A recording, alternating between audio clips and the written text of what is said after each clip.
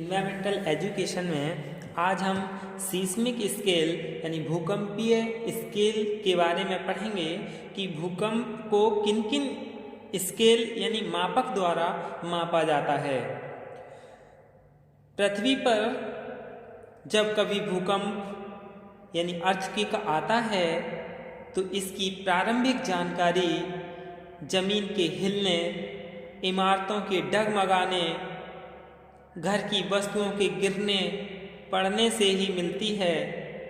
यह भूकंप कैसा है, कितना विनाशकारी है और तुरंत हमें क्या करना चाहिए, इसे घटना के घटित होने के बाद ही जाना जा सकता है। इसके लिए यानी भूकंपीय मापन के लिए आजकल दो पैमाने प्रचलित हैं। वो दो पैमाने कौन कौन से हैं यानी रिक्टर स्केल और मर्कली स्केल। रिक्टर स्केल और मर्कली स्केल, तो सबसे पहले हम रिक्टर स्केल के बारे में जान लें कि ये क्या है। जो रिक्टर स्केल है यह एक लघुगणकीय स्केल है। इसका आविष्कार 1935 में भूभौतिक शास्त्री चार्ल्स रिक्टर द्वारा किया गया था। इसके द्वारा भूकंप से उत्पादित ऊर्जा को नापा जाता है। 0 से लगभग 8 तक विभाजित यह स्केल कई सारे प्रभाव दर्शाता है। वो कौन कौन से हैं रिक्टर स्केल के प्रभाव यानी इफेक्ट ऑफ रिक्टर स्केल, इसके बारे में हम जान लें कि इसके क्या क्या प्रभाव हैं। रिक्टर स्केल के प्रभाव यानी सबसे पहला प्रभाव 2.5 तक यानी 2.5 तीव्रता तक हम इसका प्रभाव जान लें कि क्या है। सामान्यतः जानकारी ही नहीं होती, केवल अंकन किया जा सकता है। यानी इतनी तीव्रता के भूकंप का हम सिर्फ क्या कर सकते हैं, अंकन कर सकते हैं, जानकारी नहीं होती है। Generally not fault what only can be recorded. दूसरा है 2.5 से 4.5 तक यानी 2.5 से 4.5 तक। इसमें स्थानीय हानि होती है यानी लोकल डैमेज। और 4.5 से 6 तक अधिक घनत्व वाले क्षेत्रों में विनाश होता है। यानी जहाँ बहुत घनी बस्ती होती है, जहाँ बहुत घना बसा हुआ क्षेत्र होता है, वहाँ विनाश होता है यानी डिस्ट्रक्टिव इन पॉपुलस रीजन्स। फिर 6 से 7 तक की तीव्रता का भूकंप ये बड़े भूकंप कहलाते हैं। भयंकर विनाश होता है इतनी तीव्रता के भूकंप में। Major earthquakes, serious damages. और 7 से 8 के बीच तीव्रता का जो भूकंप होता है, रिक्टर स्केल 0 से कितने तक, 8 तक का ही मापन किया जाता था। तो 8 तक का भूकंप कैसा होता है, बहुत बड़े भूकंप यानी स्थान पर जन भवन का सर्वस्व विनाश संभव है। यानी इतनी तीव्रता के भूकंप में क्या है, सर्वस्व विनाश संभव है। Great earthquakes, possibility of total destruction of building and man and living being. तो ये क्या था, रिक्टर स्केल का प्रभाव था। यानी इसका मापन कितनी तीव्रता के माप में क्या क्या प्रभाव होता था। अब हम मर्कली मात्रा स्केल यानी मर्कली इंटेंसिटी स्केल के बारे में जान लें। दूसरा जो मापक है, इसमें भूकंप की अधिक प्रासंगिकता उसके घनत्व की शक्ति है, जिसके लिए एक सुधारित यानी मॉडिफाइड स्केल भूभौतिक शास्त्री मर्कली ने दिया है। यानी इसका जो सुधार किया हुआ मापक है वो किसने दिया था, भौतिक शास्त्री मर्कली ने दिया था। यह व्यावहारिक रूप से 12 भागों में विभाजित है। यानी मरकली मात्रा स्केल कितने भागों में विभाजित है? 12 भागों में विभाजित है। तो इन 12 भागों में जो विभाजित है उनके बारे में जान लें कि किसका क्या प्रभाव है और उस स्केल का नाम क्या है। तो सबसे पहला स्केल का नाम यानी प्रथम, इसका भूकंपीय प्रभाव क्या है? सामान्यतः इसकी जानकारी नहीं होती है, यानी जो प्रथम प्रकार का स्केल है मरकली मात्रा स्केल, उसकी कोई जानकारी नहीं होती है, जनरली नॉट फाउंड एवर। इसके बाद दूसरा है द्वितीयक, इसका प्रभाव क्या है? आराम करने वालों को जानकारी जो विशेषता भवन की ऊपर की मंजिल में हो।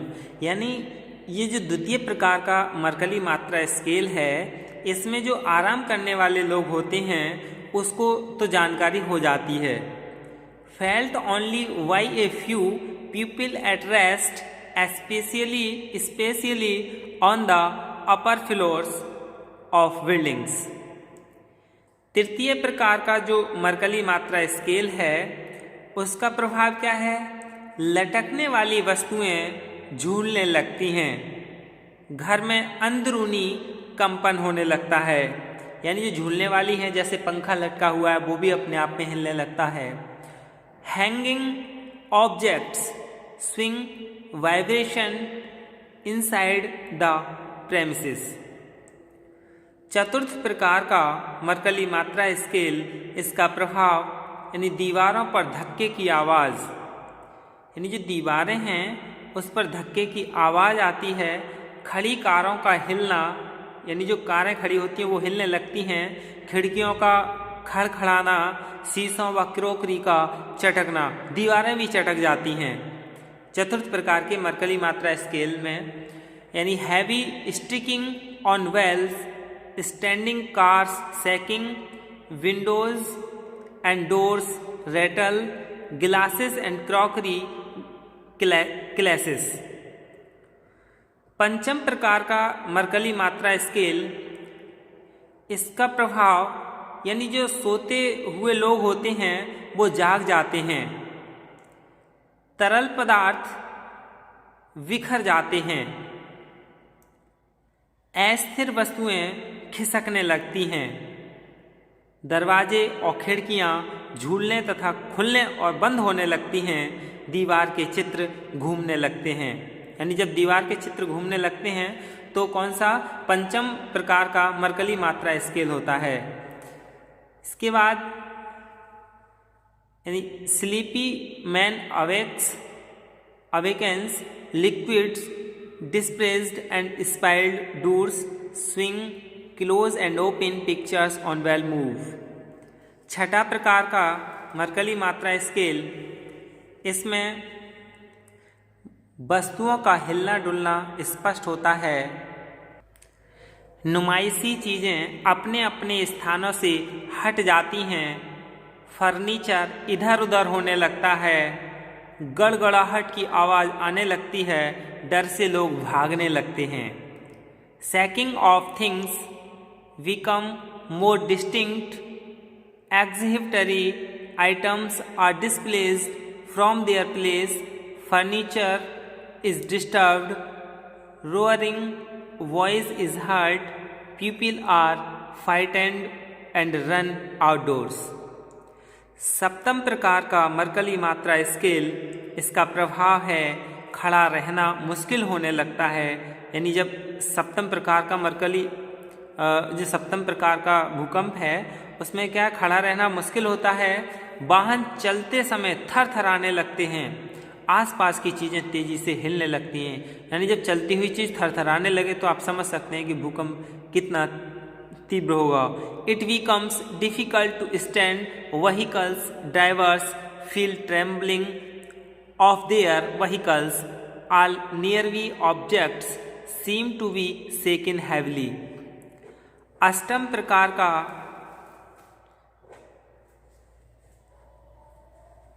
मरकली मात्रा स्केल, इसमें क्या है? बड़ी इमारतें भवन गिर जाती हैं। कचरे का अंबार लग जाता है। पेड़ टूट जाते हैं। तालाब खिसक जाते हैं।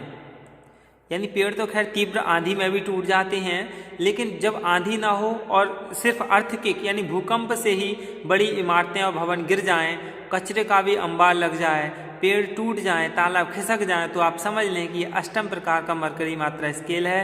यानी collapse of high and huge buildings, huge store of broken material, feeling of trees, water bodies change their places. फिर नवम प्रकार का मरकरी मात्रा स्केल सामान्यतः भगदड़ मच जाती है, भूमिगत पानी की पाइपों के टूटने से जमीन पर स्पष्ट दरारें दिखने लगती हैं, भूमि की मिट्टी में बदलाव आ जाता है। General panic, serious damage to water reservoirs, underground pipes, weak soil of land is changed. 10वें प्रकार का मरकरी मात्रा स्केल यानी इसका प्रभाव अधिकांश भवन और बनावट अपनी नींव के साथ नष्ट हो जाते हैं। यानी जो ज़्यादातर भवन अपनी बनावट और अपनी नींव के साथ क्या है, बिल्कुल नष्ट हो जाते हैं, पुल टूट जाते हैं, रेल की पटरियां टेढ़ी हो जाती हैं, बांध, नहरें व तटबंध भयानक रूप से क्षतिग्रस्त हो जाते हैं। तो आप समझ लें कि ये 10वें प्रकार का रिक्टर स्केल है, नहीं मरकरी मात्रा स्केल है। 11वें यानी 11 मरकरी मात्रा स्केल, इसका प्रभाव यानी रेल लाइनें भयानक रूप से टेढ़ी हो जाती हैं, भूमिगत लाइनें पूरी तरह नष्ट हो जाती हैं, जमीन में गड्ढे पड़ जाते हैं, rails went greatly, underground pipelines becomes cut service completely, broad fissure appear in ground। 12 पूरी तरह से सर्वनाश, अनेक वस्तुएं हवा में उछलकर नष्ट हो जाती हैं, भारी जनहानि होती है। Total damage, many things thrown upward in air and destroyed large number of casualty. यानी ये मरकरी मात्रा स्केल है जिसमें 12 प्रकार का होता है। यही क्या है, भूकंप के मापने के 2 मापक यंत्र हैं, रिक्टर स्केल और मरकरी मात्रा स्केल। धन्यवाद।